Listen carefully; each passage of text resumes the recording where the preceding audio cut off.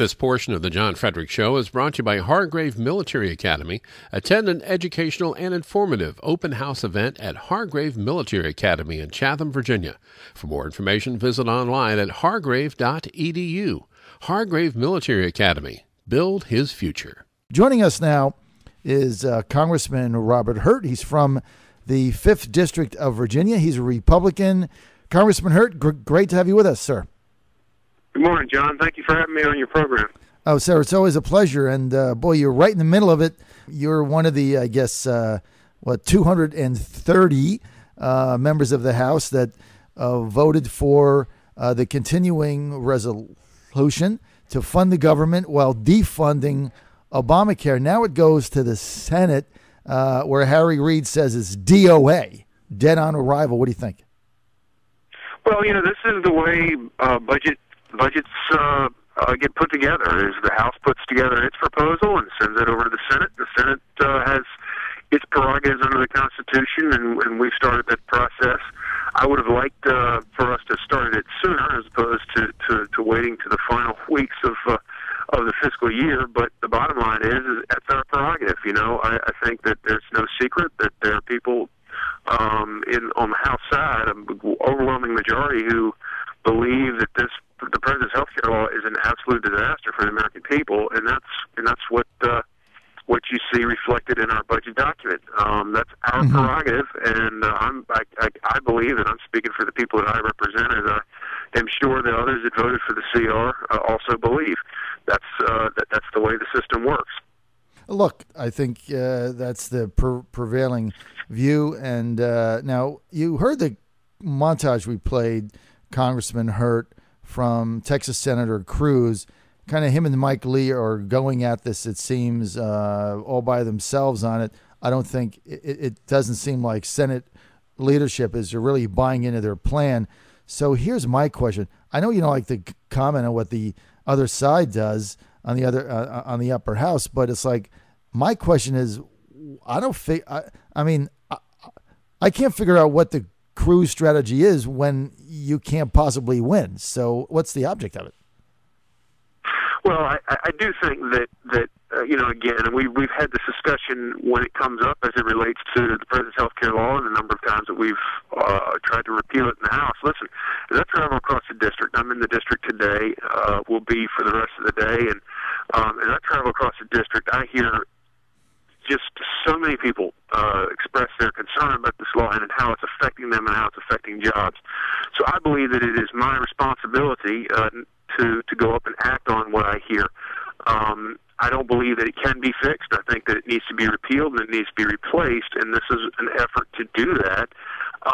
With respect to what the Senate is doing and what Mr. Cruz's strategy is, that is up to the senators, and that's their prerogative to come up with their strategy. Mm-hmm. We passed our bill, and so we look forward to seeing what happens in the Senate. And I think that at the end of the day, our constitutional framework will ultimately yield a result. Now, it may end up that we end up in some sort of conference with the Senate position and the House position, and then it's up to me to weigh whatever comes out of that conference and decide what's best for the American people, and for the people I represent. Congressman, I want to shift over a second to the disaster in Kenya. I know you've been talking to some of your colleagues. Apparently there might have been 3 Americans involved in that. Have you heard or seen anything that is troubling you right now about what our response to that as it reflects to the Obama administration might be? Well, the foreign policy that we've been under here for the last 5 years, I think, has been less than clear. I think that our actions as it relates to our forces in Afghanistan and Iraq have left a void that I think many people predicted.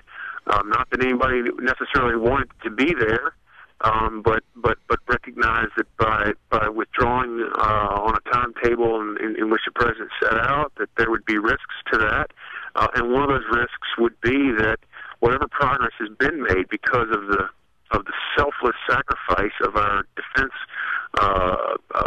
defense members of our national defense, our soldiers and so forth, and our intelligence community. Because of that hard work, we've made progress, and I just, it troubles me to see that sort of activity, because it suggests that really Al-Qaeda is not on the run, that in fact that they are obviously acting with impunity around the world, and it's very troubling, and I do think it's a direct reflection on foreign policy that we have coming from the administration. Well, it's a tough foreign policy to really figure out. It's sometimes hard to follow exactly what the president's objectives are as we go, it seems, sir, from crisis to crisis. Well, it is, and that's not to say that as we went through the Syria debate, which of course I ultimately concluded I could not support. But with that said, I had to preface my final statement by saying, I think it is up to us to try to support the president and his judgment in foreign relation matters, because he should speak for the Congress and for the United States. So I say that with great trepidation. I mean, but the bottom line is we have a president who says Al-Qaeda is on the run, and then we see this, and so it is troubling. Extremely, and I don't think there's any doubt that anybody that thought this war on terror was over, or that Al-Qaeda was decimated, obviously now, day after day, we're getting results that suggest the contrary to that. Congressman, if it's okay, Dave's got a question. Hey, Congressman, how are you? Hey, Dave. Hey, thanks. Good to talk to you, and thanks again for what you're doing on the Hill. Just so everybody knows, Congressman Hurt has a 100% grade on our legislative scorecard from last year. So thank you for that, Congressman. On the AFP scorecard, absolutely, 100%. Absolutely. You can't beat that. Nope, can't beat it. That's like best score in Virginia. So thank you very much for what you're doing up there, Congressman. I never got 100% of anything. But Congressman, what can activists do to really help the conservative fight for what you're doing up in D.C.? What can we do? What can activists do to make sure that we're getting the best deal here? Because what's concerning, and as you know, what happens here is these timelines get pushed down the road. We're going to run into a debt ceiling fight. We've got obviously a fragile economy, but we want to make sure that our we're on the right fiscal path. What can we do to really help you and your fellow conservatives up on the Hill? Well, let's remember that we will have this is an opportunity. The fight that we're currently engaged in is an opportunity, and we will have future opportunities. You mentioned the debt ceiling; that will be another opportunity. Sure. To make positive change in terms of getting our spending in line, and ultimately ensuring that we pass off a better country for our children and our grandchildren. And that's why I'm there, and that's why activists work, and that's why you do your work, and that's what we care about. That's what I am focused on 100%, is doing that, and again, leaving this country better off, not worse off. Yeah. What I think that you can do is what you all are so successful at doing, and that is getting out on the road, mobilizing the grassroots effort. Look at 2010, when our grassroots was energized as it was in 2010. We won huge elections. That's when I was first elected. We had a historic sweep in the House, and the bottom line is we have to remember that our Constitution provides for big change in this country, but the biggest change takes place in the ballot box, and that's how we make change in this country. The bottom line is Harry Reid is the Senate Majority Leader. That makes it very difficult for us to get things done in Congress. Of course, the president is obstructed progress and spending reform, and again, the way that we have to mobilize, I would suggest to you, is at the ballot box and the grassroots effort, and that's what's going to save this country. That's there's no substitute for it, and our framers knew that, and they knew it wouldn't be easy, but that's our challenge.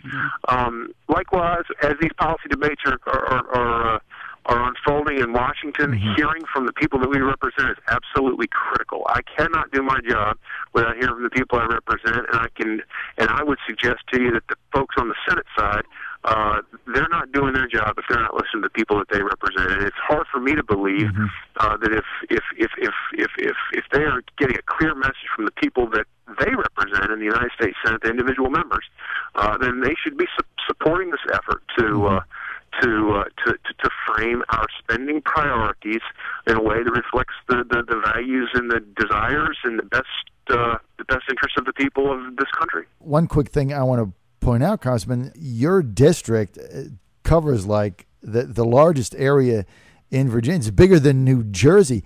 And you always tell me how you're talking to your constituents. How on earth do you get from one end of that thing to the other? A lot of rubber. We spend a lot of time in the car, and but I tell you, it's a beautiful district. It's actually larger. It's grown from large. It's now larger than New Jersey. It's also larger than New Hampshire and Vermont, and almost the same size as the state of Massachusetts. So it's a giant district, but it is beautiful and a lot of good roads. And we spend a lot of time on running from the North Carolina line up to Fauquier County, and from, of course, Brunswick County in the east to Henry County in the west. And so that is the enjoyable part of this job, is getting to see so many fine people and be a voice for them. I love that Route 29 drive, man. Nothing beats Charlottesville to Lynchburg. It's some of the prettiest roads in the country. It is definitely beautiful. Hey, Congressman, we got a couple more minutes. Final question. I know as you travel around the district, you definitely engage your constituents. That's one of your trademarks. As you talk to people in your district, Congressman, and it gets over the argument of, well, if the choice is we might have to shut the government down in order to get the Senate or Obama to move on to funding Obamacare, if that indeed becomes the choice at the end, talking to your constituents, how do they feel about that prospect? Well, I think most people agree that shutting the government down for any period of time is self-defeating for anybody that is a part of that. So I think that we really do want to avoid that. I can't tell you how I will vote, but what I have said is this, and I continue to say this, is I reserve the right to vote against anything that I don't believe meets the needs of my constituents. I've voted against spending plans in the past, and I'll vote against them in the future, and so I reserve judgment and reserve the right to vote against it. Anything that comes back from the Senate and is proposed to me on the House floor. But I do think that we need to be very, very careful in ever putting ourselves in a position where our lack of action as Congress as whole, regardless of whose fault it is, ends up shutting the government down. But I do think, again, what we passed off the House floor are the spending priorities for the House of Representatives, and it's very important. Look, we're borrowing 30 cents on every dollar we spend. Maybe it makes sense not to spend additional funds that we don't have, implementing a health care plan and law that is absolutely broken and is harming our economy. Is that reasonable? Absolutely reasonable, and that's the spending priorities that we've reflected in our position, and I hope that we will prevail. And John, to echo, the congressman, I mean, I've talked to activists across the state, and I think that for the most part, they get that shutting down the government is probably not the best long-term solution. I think that's what activists told me, that they get it, that we don't want to fund Obamacare, we want to stop Obamacare, but at the same time, long-term, they understand that, we know, look, shutting down the government is probably not the best long-term solution. Counterproductive. On this. Right. It's counterproductive in the long term. Right. But again, I think the congressman hit the nail on the head. The way that you defeat Obamacare and the way that you roll back some of these crazy provisions is, number one, we got to get a delay. We got to stop it. We got to stop what we can now. And I think that's part of what the House, intends to do or will intend to do.